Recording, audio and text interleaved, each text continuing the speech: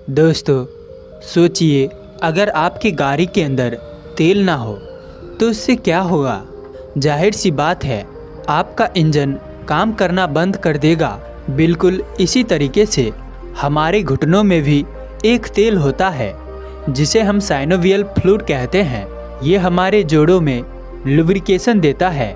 जब ये फ्लूइड कम हो जाता है या फिर हमारे घुटनों के अंदर का कार्टिलेज घिस जाता है तो इससे हमें घुटनों में दर्द होता है।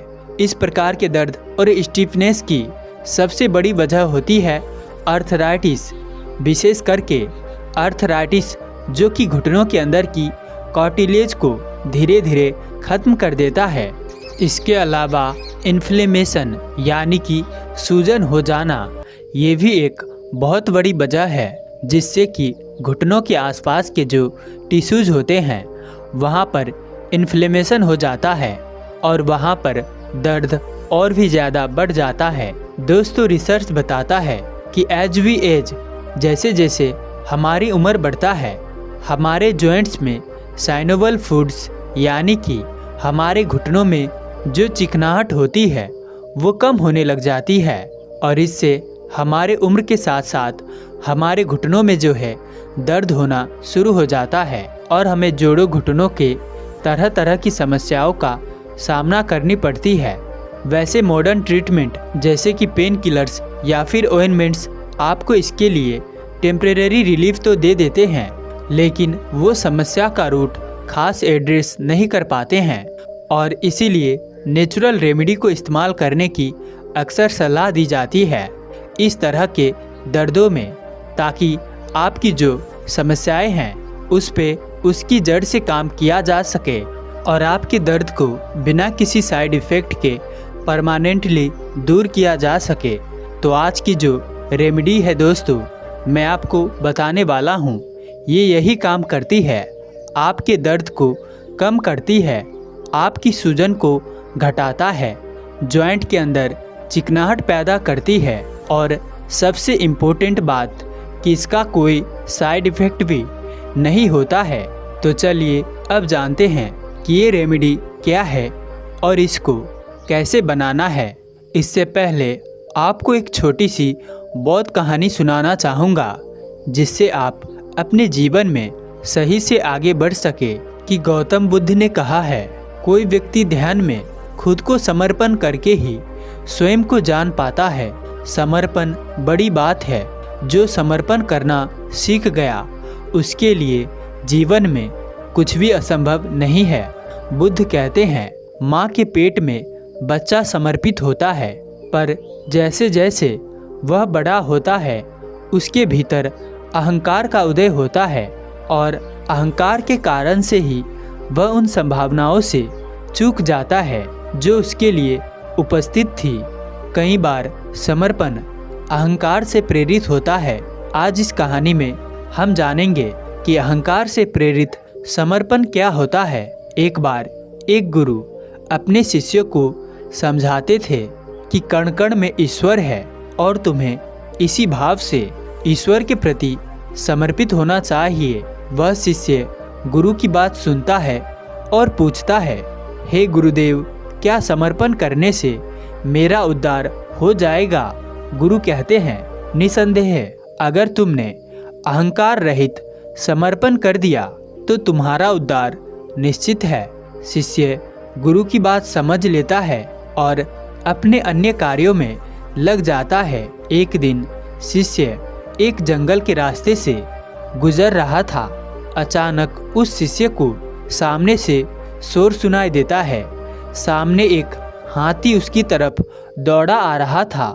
उस हाथी के साथ महावत भी था जो कि चिल्लाकर कह रहा था कि सामने से हट जाओ, हाथी पागल हो गया है। सामने से हट जाओ, हाथी पागल हो गया है। उस हाथी को सामने से आता देख शिष्य के मन में आता है कि मेरे गुरु ने कहा कि कण कण में ईश्वर है और ईश्वर के प्रति समर्पित हो जाओ। शिष्य सोचता है, जब कण कण में ईश्वर है तो इस हाथी में भी ईश्वर है और जब इस हाथी में भी ईश्वर है तो मैं इसके प्रति समर्पित हूँ। ये मुझे क्यों मारेगा?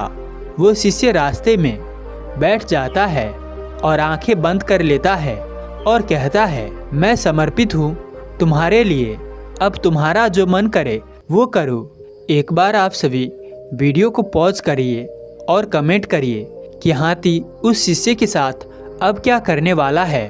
उस हाथी के साथ जो महावत था वो जोर से चिल्लाता है, हट जाओ, उठ जाओ, ये हाथी पागल है, उठ जाओ। पर वो शिष्य आंख बंद करके बैठा रहता है और मन से ये भाव करता है कि मैं समर्पण कर रहा हूँ, अब तुम्हारा जो मन करे तुम वह करो।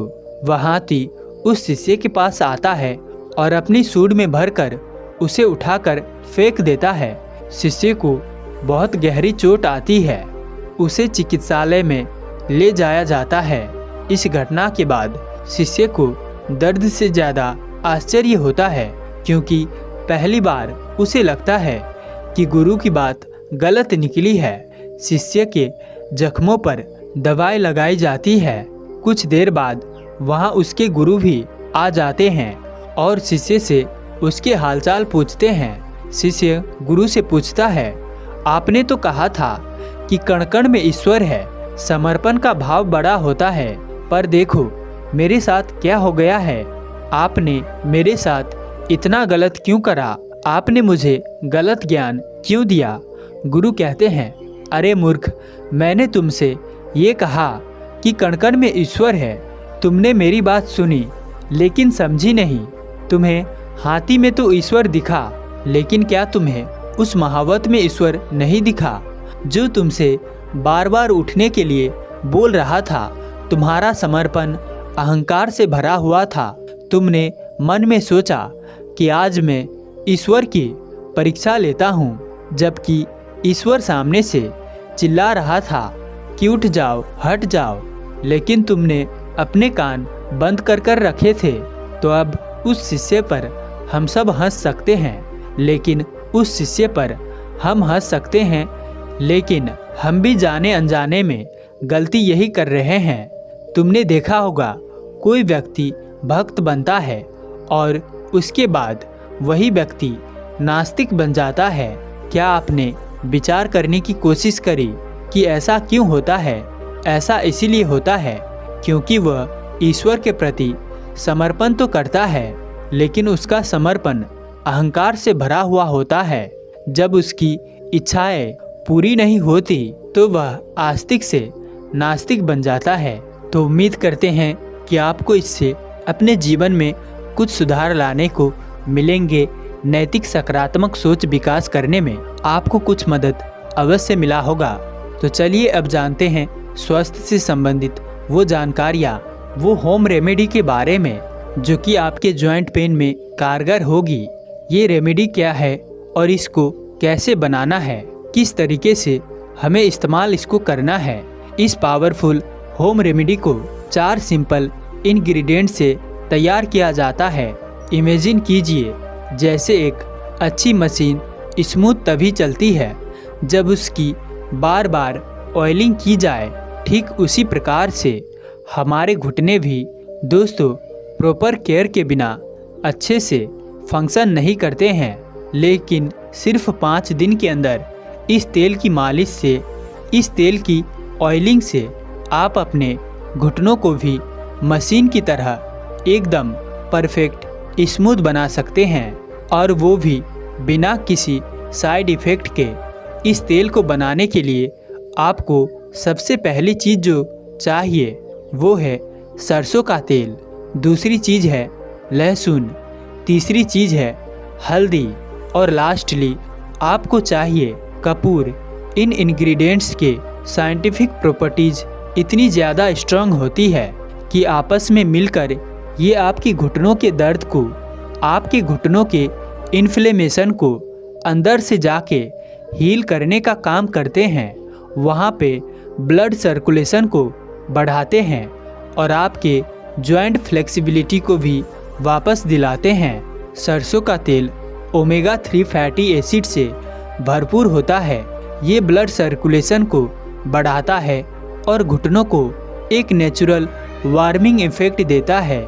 आयुर्वेद में सरसों के तेल को वात इम्बैलेंस को दूर करने के लिए बहुत अच्छा माना जाता है, जो कि हमारे जॉइंट पेन का एक बहुत बड़ा रीज़न होता है। लहसुन में सल्फ़र कंपाउंड होते हैं जो कि ना सिर्फ इन्फ्लेमेशन को कम करते हैं बल्कि जॉइंट कार्टिलेज को रिपेयर करने में भी हमारी हेल्प करते हैं।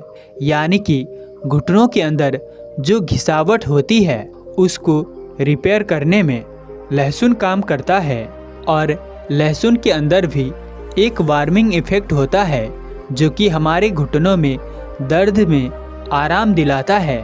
हल्दी को तो आप जानते ही हैं कि ये एक पावरफुल एंटी इन्फ्लामेटरी कंपाउंड है जो कि डायरेक्टली घुटनों और जोड़ों के दर्द को और स्टिफनेस की रिलीज ही नहीं, हल्दी डैमेज टिश्यूज को भी हील करने का काम करती है, जिससे कि जॉइंट की फ्लेक्सिबिलिटी है आपकी वो बढ़ती है। लास्टली अगर कपूर की बात करें तो कपूर जो है ये एक नेचुरल एनाजेल्सिक होता है, दर्द निवारक चीज़ होती है जो कि आपको तुरंत कूलिंग इफ़ेक्ट देता है और आपके पेन को चुटकियों के अंदर कम करता है। ये है दोस्तों हमारे 4 इंग्रेडिएंट्स, जिसे मिलाकर ये एक ऐसा ऑयल बनता है जो कि घुटनों के दर्द को बहुत ही इफ़ेक्टिव तरीके से कम कर सकता है। चलिए अब आगे बढ़ते हैं और देखते हैं कि इन इंग्रेडिएंट्स की मदद से ये ऑयल कैसे बनाया जाता है और कैसे इसको इस्तेमाल किया जाता है। लेकिन उससे पहले अगर वीडियो आपको पसंद आ रही है और कुछ अच्छी नई जानकारी इससे आपको मिल रही है जो काम आए, तो इस वीडियो को फटाफट से लाइक ज़रूर कीजिए ताकि हमें इसी तरह के हेल्थ और मोरल नॉलेज से संबंधित वीडियो बनाने में प्रेरणा मिल सके। और साथ ही चैनल को भी सब्सक्राइब कीजिए। इस ऑयल को बनाने के लिए सबसे पहले आपको 2 से 3 टेबल स्पून सरसों का तेल ले लीजिए और इसे गरम कर लीजिए। बट बहुत ज़्यादा गरम आपको नहीं करना है, बस हल्का सा गरम इसको आपको करना है ताकि इसकी जो नेचुरल प्रॉपर्टीज़ है वो एक्टिव हो जाए। जब तेल गरम हो जाए तो इसमें आप 3-4 लहसुन की कलियां कूट के डाल लीजिए और इन्हें थोड़ी देर के लिए आप पकने के लिए धीमी आंच के ऊपर छोड़ दीजिए जब तक कि आपका लहसुन गोल्डन ब्राउन ना हो जाए। इससे क्या होगा कि लहसुन के अंदर जो सल्फ़र कंपाउंड है वो तेल के अंदर रिलीज हो जाएंगे, जो कि आपके घुटनों के दर्द के लिए एक नेचुरल हीलर की तरह काम करेंगे। अब पेन को आप आग से हटा लीजिए और इसके अंदर आधा टीस्पून हल्दी का पाउडर मिला दीजिए। हल्दी के अंदर आप जानते हैं करक्यूमिन होता है जो कि तेल के साथ मिलके एक पावरफुल एंटी इन्फ्लामेटरी ब्लेंड बन जाता है। आपके घुटनों के दर्द के लिए हल्दी बहुत ही बढ़िया चीज़ होती है। इसके बाद जब ये थोड़ा सा आपका ठंडा हो जाए, ऑयल आपका बहुत ज़्यादा ठंडा ना हो, बिल्कुल ठंडा नहीं होना चाहिए। जब हल्का गर्म रह जाए तो इसके अंदर आप जो कपूर है उसकी एक टिकिया ले लीजिए जो कि पूजा वाली होती है, वो आप ले सकते हैं और उसको तोड़ के आप इस ऑयल के अंदर डाल के इसको इसके अंदर घोल लीजिए। घोलने के बाद इसको आप ले लीजिए और अपने घुटनों के चारों तरफ अच्छे से मसाज कर लीजिए।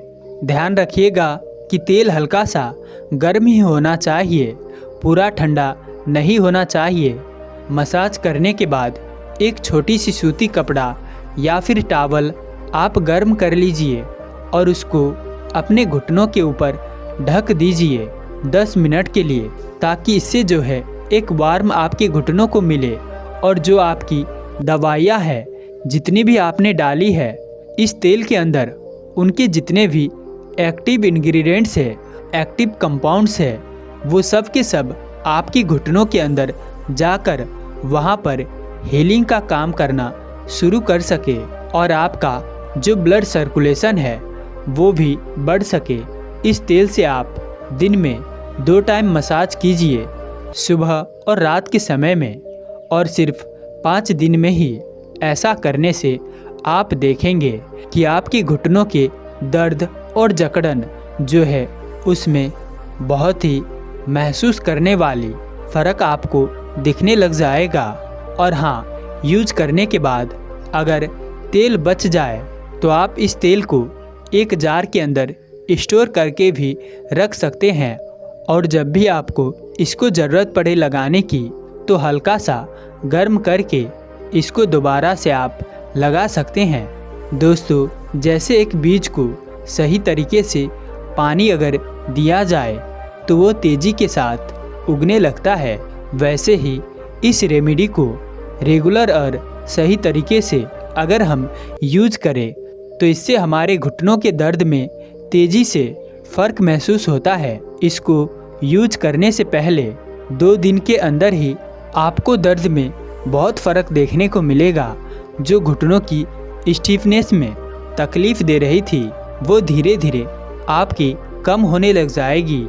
इसके साथ ही आपको एक सूदिंग और रिलैक्सिंग इफ़ेक्ट मिलेगा, जिससे आपको आराम महसूस होगा। और हाँ, ये रेमेडी सिर्फ शॉर्ट टर्म रिलीफ के लिए नहीं है। अगर आप इसे नियमित यूज करते हैं तो ये आपकी घुटनों की लॉन्ग टर्म जॉइंट हेल्थ को भी मेंटेन करने में आपकी मदद करेगी। वैसे इस ऑयल के साथ अगर आप घुटनों के दर्द के लिए कुछ विशेष एक्सरसाइज करना चाहते हैं तो वो भी आप शुरू कर दें, तो इससे आपको और भी ज़्यादा आराम मिल सकता है। तो मिलते हैं ऐसी किसी और नए वीडियो में, तब तक के लिए अपना ख्याल रखें। धन्यवाद।